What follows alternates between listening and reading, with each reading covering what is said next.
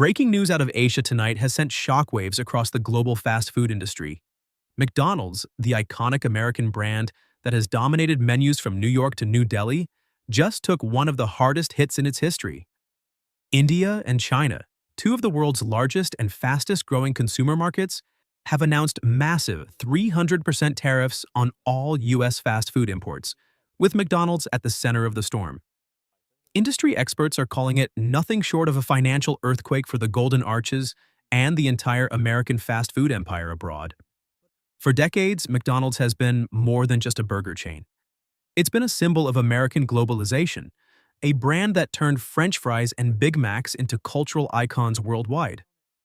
From Tokyo to Moscow to Mumbai, the Golden Arches represented American convenience, American taste, and American business power.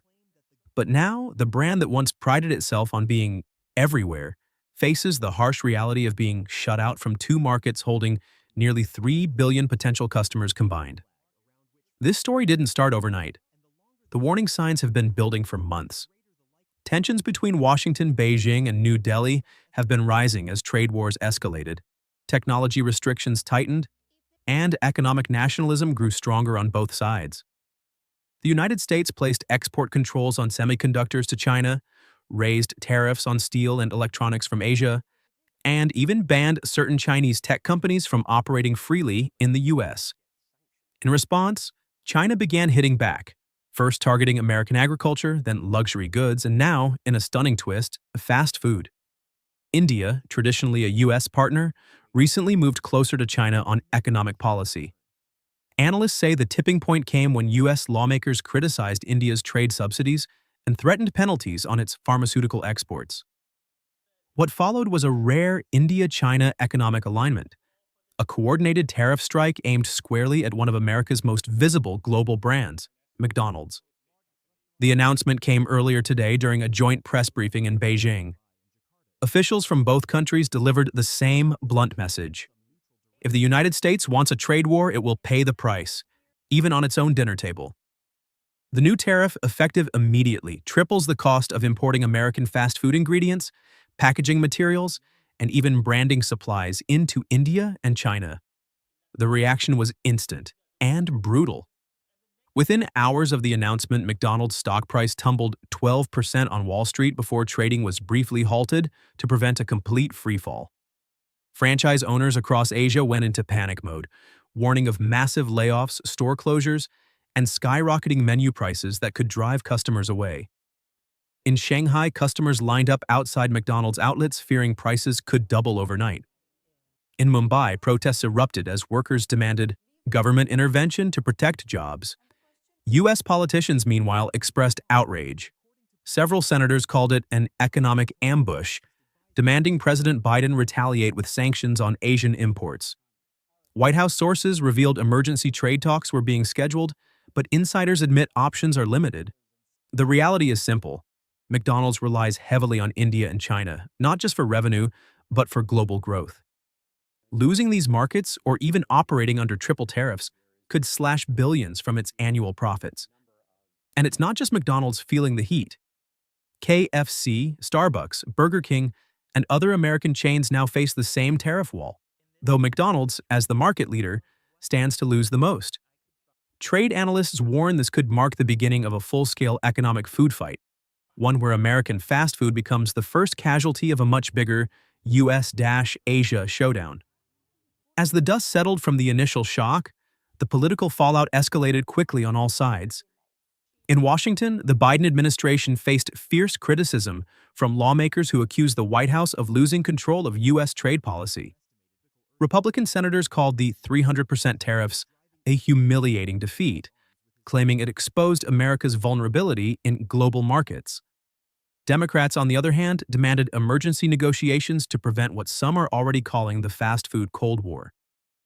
China's government, meanwhile, framed the tariffs as a defensive measure, blaming the United States for starting the trade war with technology restrictions, semiconductor bans, and military alliances in Asia.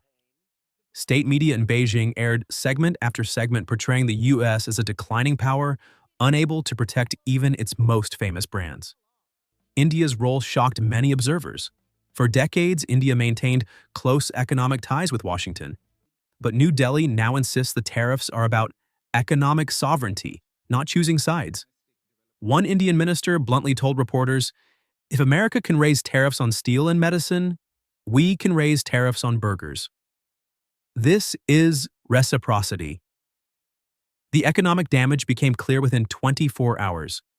Financial analysts estimated that McDonald's could lose up to $2 billion in annual revenue from Asia alone if the tariffs remain in place. Franchise owners in India warned of possible mass closures, saying the new costs make it almost impossible to keep prices affordable for customers. The supply chain chaos added another layer of crisis.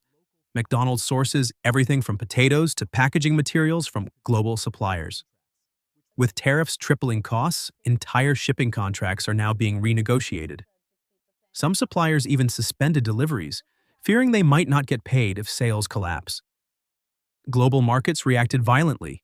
McDonald's shares continued to slide for a second day, dragging down other American fast food chains with them. KFC's parent company, Yum! Brands fell 7%. Starbucks shares lost 5% in early trading. Burger King's parent company, Restaurant Brands International, dropped nearly 9%. Even Wall Street banks issued warnings. Goldman Sachs released a note to investors predicting the tariffs could spark a wider trade retaliation cycle, affecting everything from agriculture to automobiles. One analyst called it the most dangerous escalation in U.S.-Asia economic relations since the 2018 trade war. Meanwhile, social media in India and China lit up with nationalist hashtags celebrating the move. On Weibo, the Chinese equivalent of Twitter, the top trending post read, "No more American junk food." In India, some influencers framed it as a victory for local businesses, claiming domestic food chains would now rise to replace U.S. brands. By the end of the day, one thing was clear. This was no longer just about burgers. It had become a symbol of economic power, political pride, and a shifting world order, with McDonald's caught in the middle of it all. As the political storm intensified, experts began warning this might only be the beginning of a much larger economic conflict. Trade historians pointed out how small tariff disputes in the past had often spiraled into full-scale trade wars that shook entire industries. Could a similar chain reaction be starting now, with fast food as the unlikely trigger? Economists across Asia and the West offered grim predictions. If the tariffs remain in place for more than 6 months, they estimate American fast food chains could lose up to 40% of their Asian market share. That would be a devastating blow not just to McDonald's, but to the entire idea of American consumer dominance abroad. Some even raised concerns about a domino effect. If Asia can block fast food today, what's to stop them from targeting American tech firms, fashion brands, or pharmaceuticals next? Could European nations, watching the chaos unfold, decide to impose their own trade restrictions as part of a new wave of economic nationalism? In the U.S., the pressure on the White House grew by the hour. Lobbyists for major American corporations demanded immediate retaliation, warning that Washington's slow response was emboldening its rivals. Some senators proposed emergency tariffs on Asian electronics and autos, while others pushed for sanctions on Chinese and Indian banks. But retaliation carries risks. Analysts caution that if the U.S. responds too aggressively, it could trigger a global trade meltdown, disrupting supply chains already fragile after years of pandemic shocks and shipping crises. Meanwhile, ordinary people began to feel the impact. In New Delhi and Beijing, prices at McDonald's outlets soared overnight. A Big Mac meal that cost $3 the day before now cost nearly $6. Foot traffic in stores collapsed as customers turned to cheaper local alternatives. Food delivery apps reported massive cancellations for American fast food brands. By week's end, McDonald's executives flew to Washington seeking government help, while Asian franchise owners begged their governments for tariff exemptions. Both sides seemed stuck in a game of economic chicken, neither willing to back down first. As one Chinese newspaper editorial warned, this is no longer about burgers, umuri. This is about who controls the global economy in the 21st century. And that leaves one burning question hanging in the air tonight. If trade wars can start with fast food, where will they end, and who will pay the ultimate price?